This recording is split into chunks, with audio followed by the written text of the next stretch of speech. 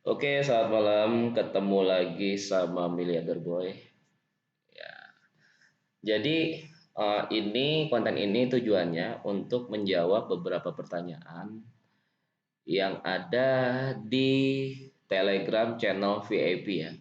Nah, gue tuh buat namanya Telegram channel itu di Telegram ya. Lu bisa langsung kunjungin, bisa di Instagram gua, bisa di TikTok, ya kan, untuk ngelihat update terbaru tentang investasi properti dan perbankan. Nah, apalagi khususnya ketika pandemi kayak gini. Nah, itu kurang lebih channelnya sekarang udah ribuan orang gitu ya yang udah masuk, sudah mendaftar, dan VIP-nya kurang lebih hampir 20 orang itu yang udah join di VIP. Jadi kalau join di VIP itu kayak berlangganan gitu guys. Jadi berlangganan sebulan sama sebulan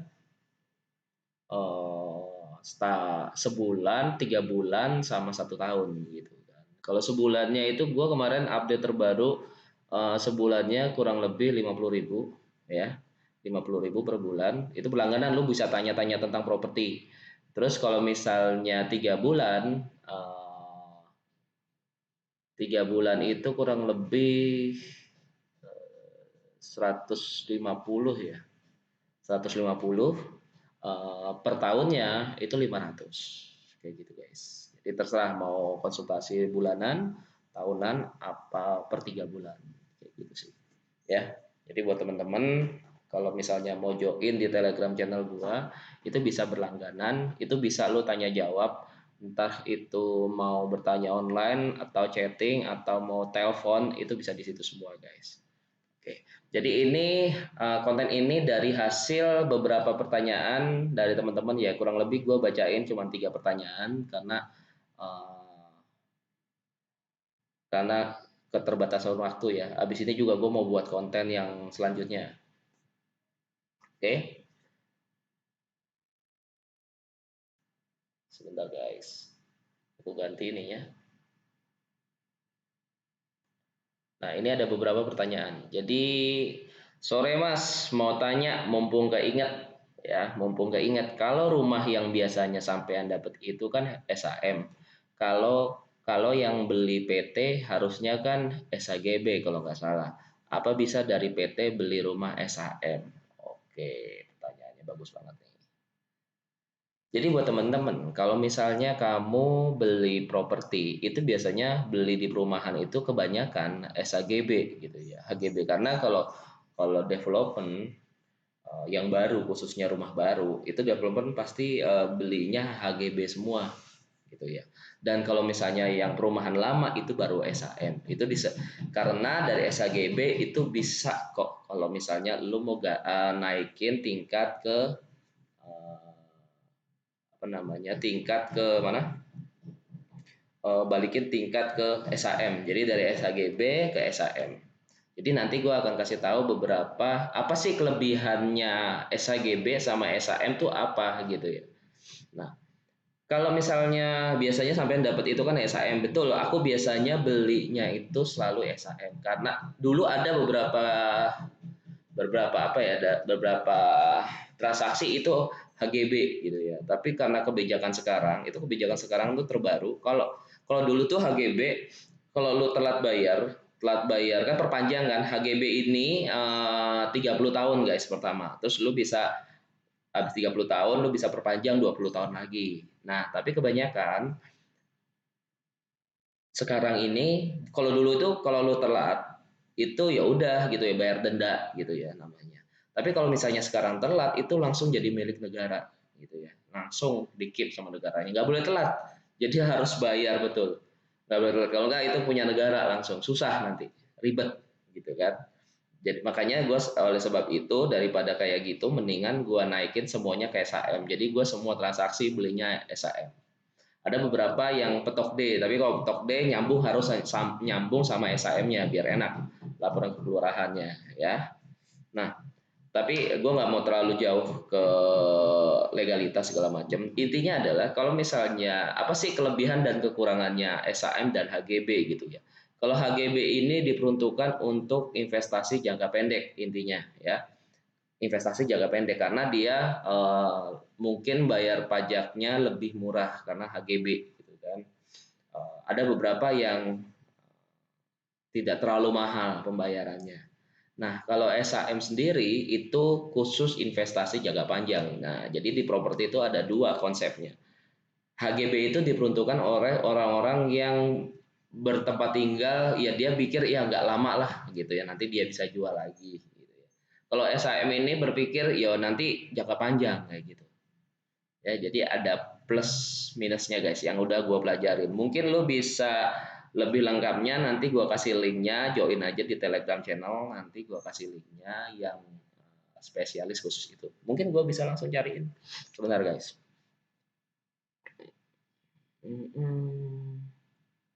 Sebentar ya, gue cari ini. Sambil nunggu gue was dulu.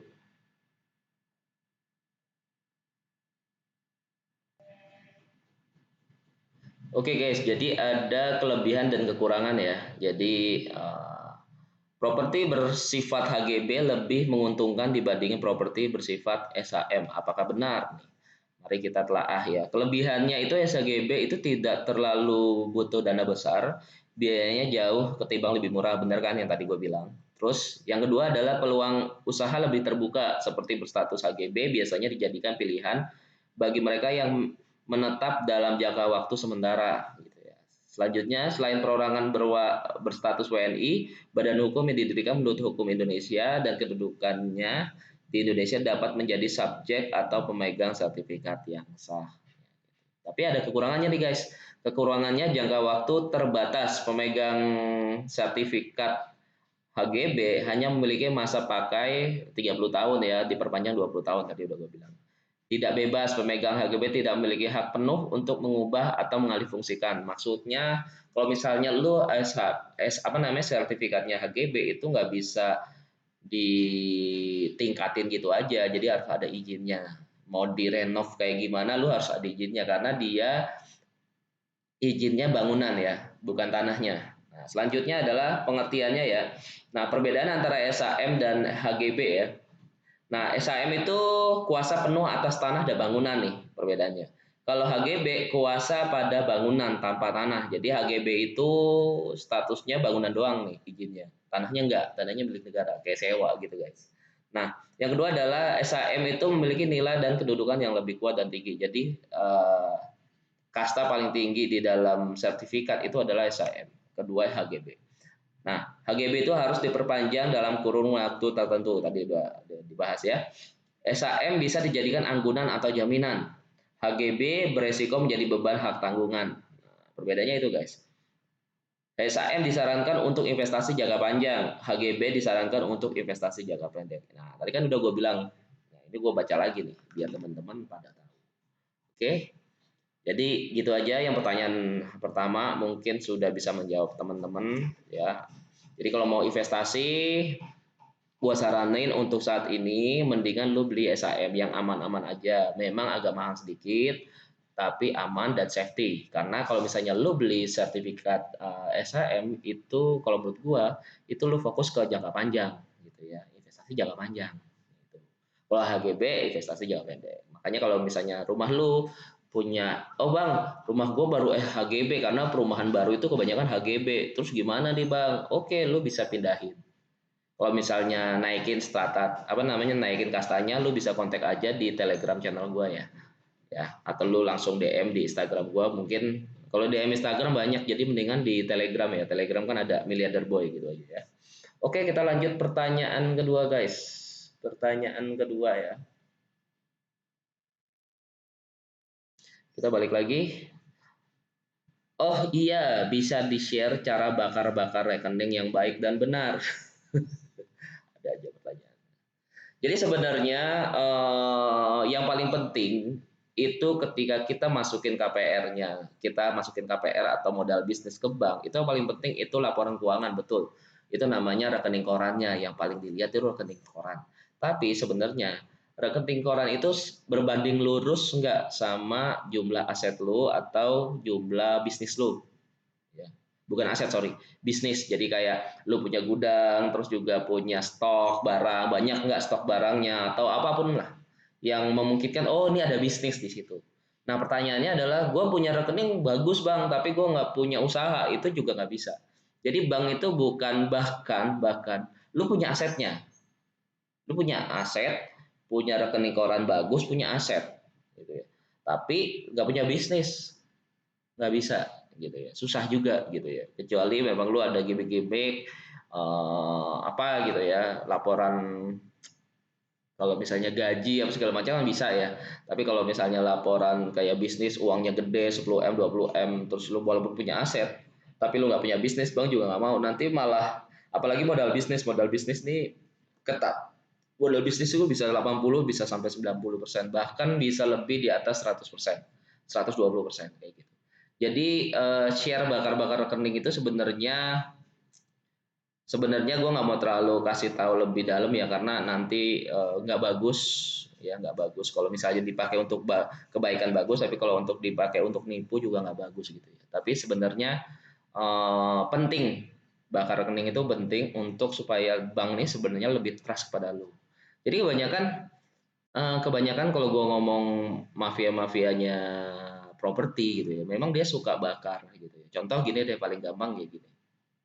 Eh, Paling gampang, cuman ini gue nggak terlalu apa namanya, nggak terlalu umbar terlalu jauh ya. Jadi gini, contoh gue punya duit 1 juta gitu ya kan. Contoh gue punya duit 1 juta, gue masukin di rekening A. Jadi rekeningnya ada tiga guys, gitu ya. Rekening A, B, sama C. Nah habis itu gue masukin lagi, pokoknya total 3 kali itu sampai 1 juta, 1 juta 3 kali gitu ya. Terus habis itu gue keluarin satu ke rekening A, terus gue langsung keluarin ke rekening C gitu ya, puterin lagi masuk keluar gitu, kayak ada transaksi kayak gitu ya. Atau lo punya temen, bro gue minta tolong dong, di masuk keluar gitu ya, bro gue pinjam duit lu dong. Nggak apa-apa, gue cuman buat rekening koran doang. Jadi dia transfer misalnya transfer 100 juta, terus ditarik lagi nanti gitu, dengan alasan ini ditransfer beli barang, ditarik lagi beli barang kayak gitu ya, jual barang segala macam. Itu yang dilakukan sama pengusaha-pengusaha biasanya ya, yang memang niat nakal. Jadi bank juga sekarang udah tambah pinter gitu ya. Jadi ada beberapa bisnis juga, makanya ketika di TikTok gue lihat fenomena lah, pamer rekening-rekening itu juga mungkin sudah dilakukan. Karena misalnya bro gue pinjam dong, tolong transfer nanti gue balikin transfer ya. Ketika ditransfer 100 juta 200 juta dilihat gitu ya, habis dilihat oh iya ada duit 100 juta, terus nanti ditransfer balik kayak gitu, sering terjadi kayak gitu. Itu udah nggak umum. Makanya gue tuh kalau misal ke pamer rekening tuh ngapain gitu ya, paling dasarnya itu adalah kalau misalnya lu rekening di atas 200 juta lu punya ATM prioritas gitu ya. Kalau gue kan punya ATM prioritas, ya udah nggak usah kalau misalnya cuma ditransfer 1 M terus keluar lagi, itu mah bisa, semua orang juga bisa gitu ya, minta tolong pinjem keluar. Itu juga sering dilakukan. Jadi di dalam salah satu perusahaan gitu ya, perusahaan ya di Surabaya lah, dia bisnisnya bergerak di perdagangan gitu ya, perdagangan. Cuman gue nggak mau ini ya, nggak mau umbar ya. Dia minta marketingnya bilang, bang gue pinjem dong apa namanya, gue minta tolong dong buat target gitu ya, buat target untuk supaya masuk target, jadi dia harus ada transfer terus nanti dibalikin gitu ya. Jadi habis itu bang, terus habis itu gue minta tolong 100 juta contoh ya, buat transfer 100 juta besok benar balik, nggak mungkin nggak balik utuh. Jadi cuman dia mintanya cuman khusus untuk upload supaya apa sih, nih terima kasih udah invest di tempat kita gitu ya. Misalnya udah invest di tempat kita 100 juta, 200 juta, 1 M gitu. Nanti besok dibalikin. Tapi kan ketika klien lihat, oh iya ada yang invest, bahkan sering kayak gitu.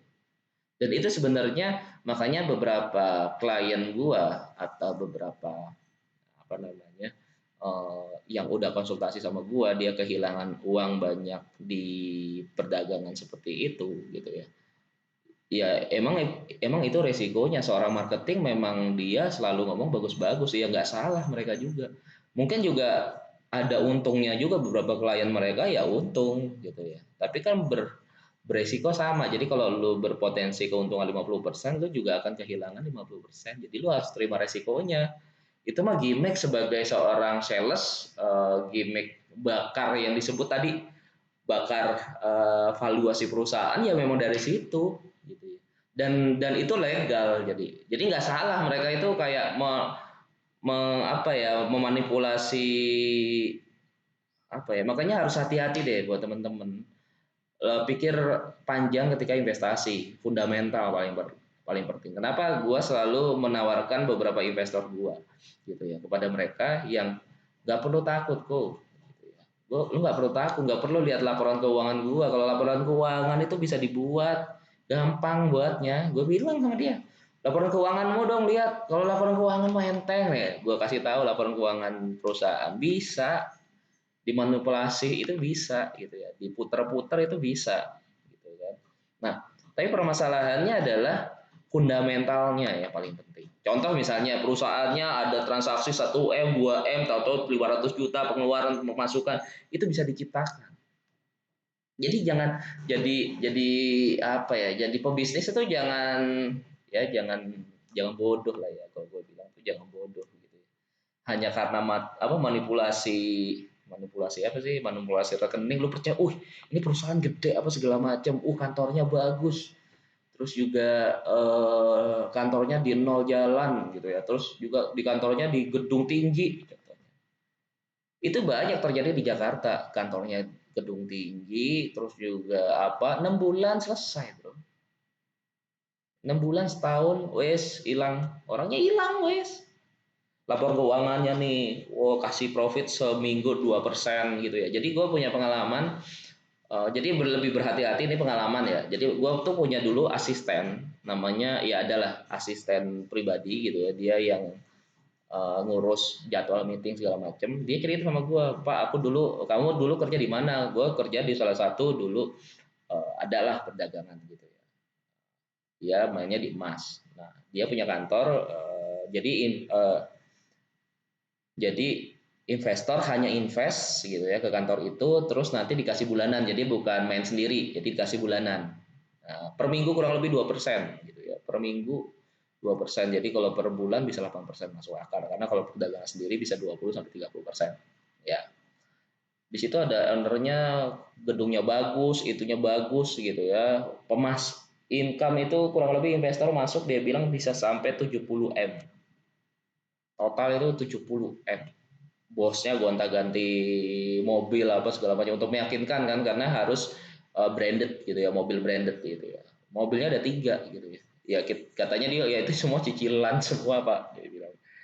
Ya memang untuk perform perform mereka gitu ya. Nggak salah, ya memang kerjanya mereka kayak gitu. Terus juga kantornya dibagusin, desainnya dibagusin. Memang itu yang dijual. Laporan keuangannya dikasih lihat nih, laporan keuangan investor. Jadi buat teman-teman, yang paling pertama itu harus benar-benar hati-hati banget, karena yang paling pertama laporan keuangan itu bisa diubah-ubah gitu ya. Bisa dibakar. Makanya tadi kan bilang share cara bakar bisa, cuman gua nggak mau gitu ya. Bisa dibakar-bakar. Mobil, misalnya contoh mobil. Sekarang mobil DP berapa sih? 5% gitu ya.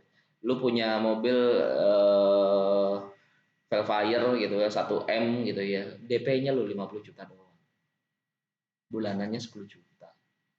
Kalau dia menggait lu uangnya lu 1M, nggak ada apa-apanya itu.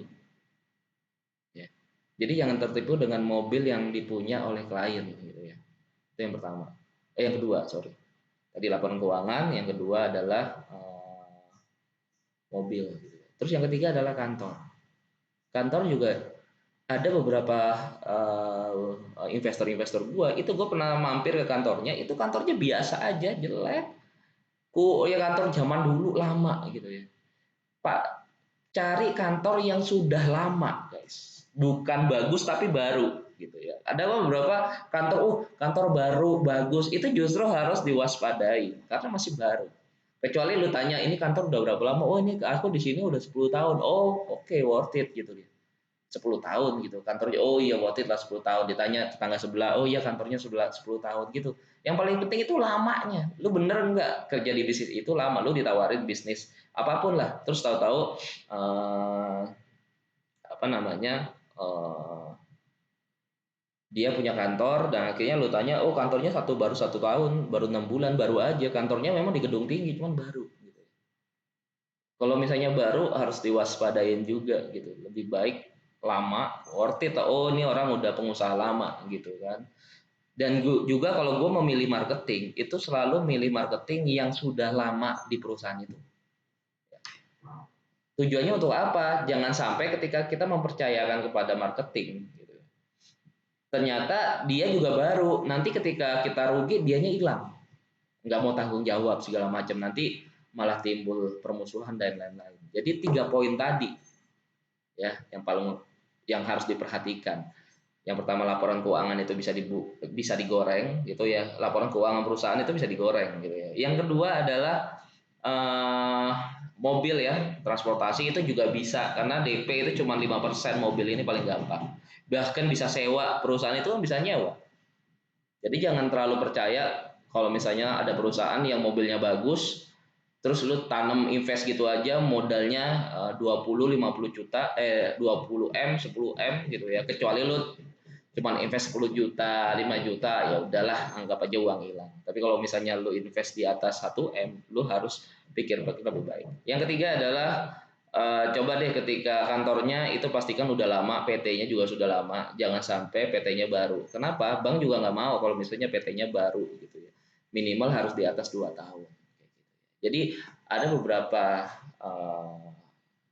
ketika kita mengatasi tiga pol apa gue punya solusi ketika kita punya 3 problem tadi. Solusinya adalah di fundamental. Nah, dia punya aset berapa? Perusahaan mereka tuh berapa? Contoh, PT-nya tuh punya aset tuh sekitar 8 M. Ketika lu invest 1 M, worth it nggak? Gitu ya. Jadi ketika nanti ada kenapa-napa dalam perusahaan itu, ya lu tinggal ambil aja asetnya. Kayak gitu. Atau yang di situ tuh yang invest sudah berapa, sahamnya sudah terjual berapa, kayak gitu. Dan aset, misalnya contoh asetnya sudah terjual 20 miliar gitu ya, total aset 20 miliar, tapi di situ di dalam aset itu masih cuma 10 M, berarti kan hutang kan 10 M. Jadi harus benar-benar diperhatikan di fundamental. Nah, kenapa gua tuh menyarankan kepada investor, kok sampai nggak usah lihat mobil saya apa, sampai nggak usah lihat perusahaan saya apa, sampai nggak usah lihat laporan keuangan saya apa, saya kasih jaminan aset. Jaminannya berupa 2 kali dari modal yang kamu kasih. Misalnya contoh, kamu kasih aku sekitar 1 M, berarti aset yang tak kasih ke kamu itu 2 M nilainya. Jadi 2 kali lipat dari modal.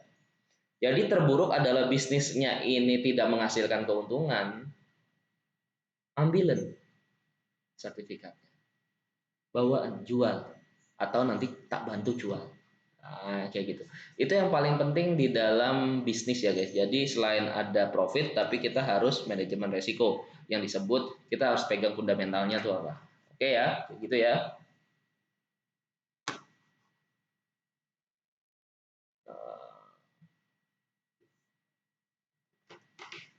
Gue pasangin. Oke.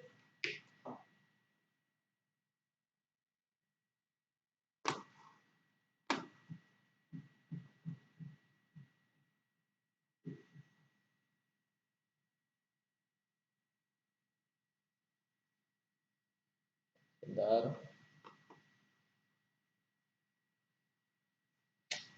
Ini gue pakai ini nih.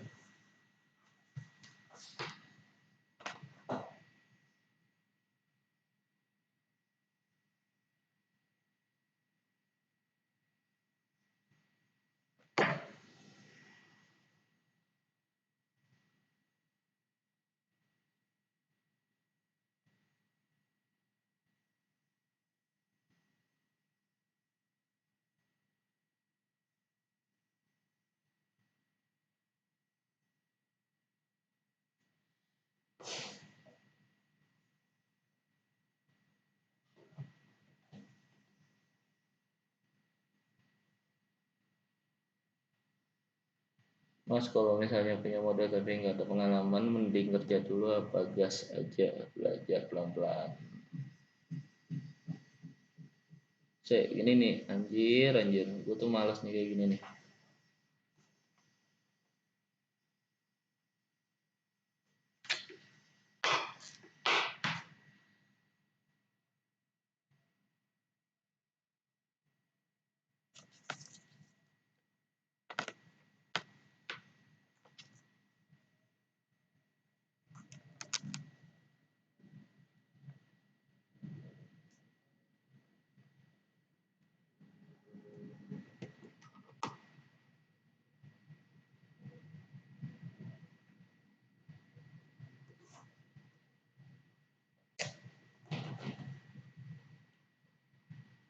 Udah ya, ini laptop gue nih. Oh, lah di sini nih.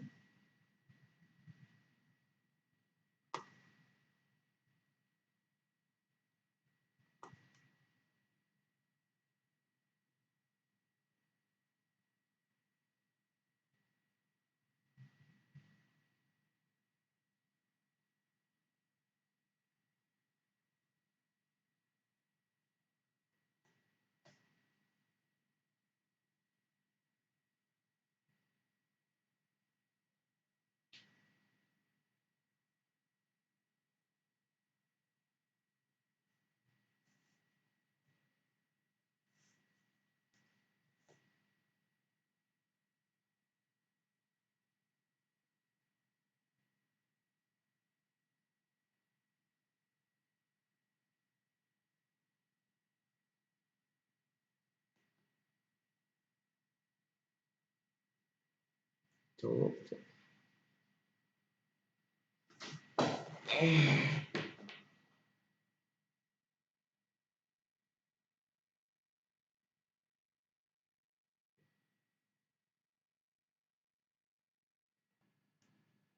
Oke, sorry teman-teman, tadi ada apa namanya, eh nge-lag sedikit, jadi laptopnya nge-lag sedikit.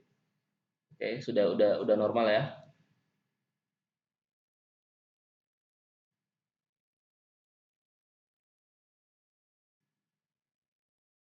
Oke, udah normal. Sudah. Apa gue buat ulang lagi ya? Oke, gitu ya. Tadi udah gue kasih tahu ya tentang apa namanya konsep-konsepnya ya. Gue ulangin ya. Yang paling pertama adalah eh, yang tadi fundamen apa namanya? Yang paling penting adalah fundamental karena laporan keuangan bisa dibuat, kantor bisa dibuat bagus. Yang paling penting kalau kantornya itu harus lama, PT-nya juga harus lama.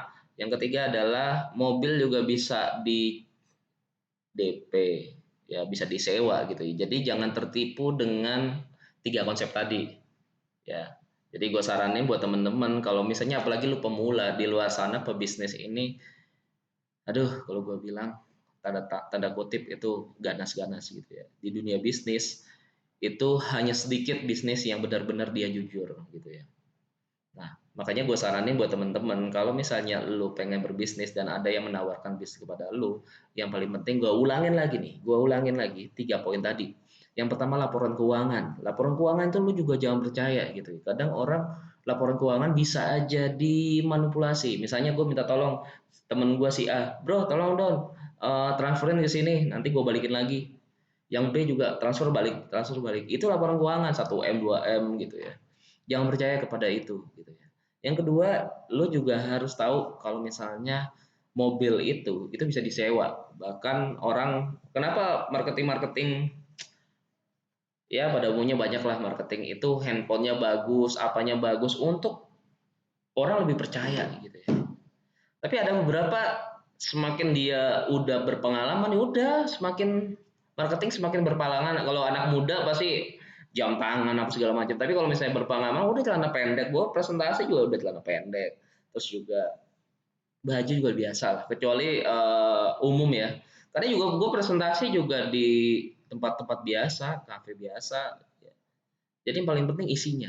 Yang kedua, terus juga kalau mobil juga harus hati-hatinya karena belum tentu orang yang punya mobil bagus itu dia punya sendiri ya. Mungkin itu sewa atau di masih KPR. Jadi yang tadi udah gue jelasin buat teman-teman, udah gue jelasin video apa namanya sebelumnya kan. Jadi harus hati-hati. Jadi ada beberapa perusahaan yang gua kenal itu juga temen apa namanya temen gua dia kerja di situ ya 1 tahun udah tutup gitu ya. Uangnya hilang kita 70 M-an lah itu. Yang ketiga adalah kantor ya. Kantor juga pastikan kalau investasi itu kantornya juga sudah lama dan PT-nya juga sudah lama di atas 2 tahun lah ya. Nah, untuk mencegah terjadinya kerugian itu lebih baik gue sarankan fundamentalnya apa? Fundamentalnya lu jaminannya apa kalau investasi di atas 1 M misalnya. Kalau misalnya 10 juta, 20 juta ya udah nggak ada pegangannya. Tapi kalau misalnya investasi di atas 1 M itu apa pegangannya? Kalau gue sendiri gue menjaminkan kepada investor gue biasanya yang mereka mau join ya. Jadi kalau misalnya orang mau join di bisnis gue juga nggak sembarangan juga gitu ya. Kadang kadang gue selalu selektif memilih investor, nggak sembarangan orang. Kenapa? Karena gue menjaminkan aset pribadi kepada mereka gitu ya. Jangan sampai soalnya nanti di IJB jangan sampai ketika gue jaminin malah aset gue yang dibawa lari gitu. Soalnya kalau misalnya mereka invest ke gua gitu ya, gua kasih 2 kali lipat dari modal. Contoh modalnya 1 M, gua akan kasih ke dia sekitar 2 M, senilai asetnya 2 M. Jadi kalau misalnya yang nakal itu mereka, kebanyakan investor tuh yang kebanyakan nakal. Karena ketika oh iya ya enak ya investasi 1 M dapat jaminan 2 M, wah ini bisa nih gua sekolahin lagi. Itu yang sering terjadi. Jadi gua kalau misalnya milih investor itu selektif banget karena bisnisnya tuh ya kalau menurut gua sih nggak ada ruginya ya. Oke, kita langsung aja bahas di pertanyaan nomor 3 nih guys, baru nanti gue jawab beberapa pertanyaan yang ada di TikTok ya, sabar ya. Terus pertanyaan ketiga ya, ini pertanyaan ketiga adalah jadi walaupun ada aset dengan nilai 30 M dan kita bermodal 5 sampai 10 M tetap tidak masuk ya bos hitungannya. Kalau hitunganmu yang rumus 1% kan kalau pinjam ke bank 30 M maka cicilan per bulannya sekitar 300 juta. Oke, jadi ada beberapa buat teman-teman ya, ada beberapa limit ketika kita minjem di bank gitu ya. Mungkin kalau misalnya apalagi lo bisnisnya bisnis swasta gitu ya. Kalau misalnya lu pinjam duit ke bank senilai 30 M, berarti lu harus bayar kurang lebih per bulan sekitar 1%-nya. 1% sekitar 300 juta. Berarti kalau lu buat developer perubahan, sebulan lu hilang satu rumah gitu. Jadi kebanyakan development itu ketika kalau swasta itu lebih takut lah ya kalau misalnya dia pinjemnya ke bank, kecuali sudah ada pembelinya misalnya dibuat dulu 30%, bank juga maunya 30% dulu habis itu pencairan dari bank. Nah, bank ini sudah ada pembelinya belum? Nah, kalau ada pembelinya biar pembelinya yang bayar. Tapi kalau misalnya belum ada pembeli lu baru mau buat gitu ya, beresiko banget. Jadi pastikan ketika lu pinjem ke bank itu yang bayar bukan lu tapi orang lain karena yang rumahnya milik orang lain kan udah dibeli kan DP-nya kan. Kayak gitu. Jadi kalau menurut gua sih kalau udah pinjem di atas puluhan miliar itu lebih baik nyari investor. Nah, kenapa eh, perusahaan kemarin juga gue ada yang konsultasi gitu ya. Dia perusahaannya itu tembakau, ya tembakau dia punya hutang itu sekitar ya 5 sampai 10 M. Dia berarti harus cicil per bulannya sekitar 50 juta sampai 50 juta sampai 100 juta lah ya. Ya berat gitu. Dia pakai bisnis yang lain untuk menopang bayar utangnya gitu ya. Ya lama-lama betul dia bilang, "Pak, saya berat gitu ya kayak gini." Nah, gue udah kasih saran kepada mereka, sebenarnya ada program namanya, itu program nurunin bunga ya. Jadi perbankan ini sekarang lagi turunin bunga dari yang separoh ya, separohnya gitu. Itu bisa, tapi hanya beberapa orang yang expert. Jadi kemarin gue udah tawarin ke dia, lu mau nggak bunganya diturunin yang dari 10% mungkin jadi 5 sampai 6% gitu. Udah gue kasih tahu jangannya. Terus ya mungkin dia berusaha, oh bisa ya, ya berarti dia bisa sendiri coba ya udah nggak apa-apa cobain. Jadi sebenarnya bang juga nggak mau kasih tahu kalau misalnya ada program kayak gitu. Hanya orang beberapa segelintir orang yang ngerti gitu ya celah-celahnya. Dan itu semuanya legal. Terus yang kedua adalah sebenarnya bisa libur bayar gitu kan, libur bayar. Cuman juga harus orang-orang yang ketika lu wawancarain ya harus benar, harus harus pemilihan kata-katanya harus benar, tujuannya untuk apa, kayak gimana dan segala macam. Makanya dibutuhkan konsultan. Jadi kalau gue sih sendiri, gue juga konsultasi ketika gue pengen berinvestasi, gue ada konsultan pajak, konsultan propertinya, konsultan perbankan. Jadi gue punya masing-masing konsultan, sama konsultan hakim apa namanya pengadilan ya. Jadi kayak lawyer. Ya, tujuannya untuk apa? Kalau hal terburuk terjadi, kita masih ada plan. Nah kebanyakan nih orang nggak nanya dulu, konsultasi dulu ketika mau berinvestasi. Gue mau berinvestasi ini nih, gue mau berinvestasi itu nih. Tahu-tahu jalan dulu baru konsultasi gitu. Jalan dulu rugi baru konsultasi. Yang benar adalah konsultasi dulu, bro. Gue mau bisnis ini nih kayak gini, bisa enggak? Nah, itu yang harus teman-teman ketahui guys. Ya, jadi buat teman-teman yang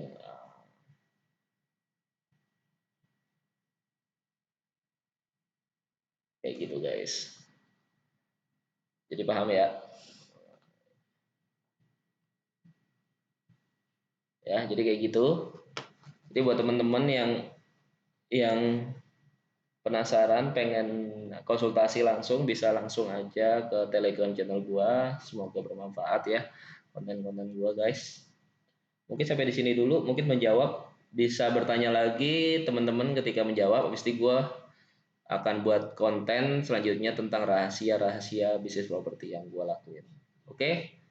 Selamat siang semuanya, semoga menjadi berkah. Thank you.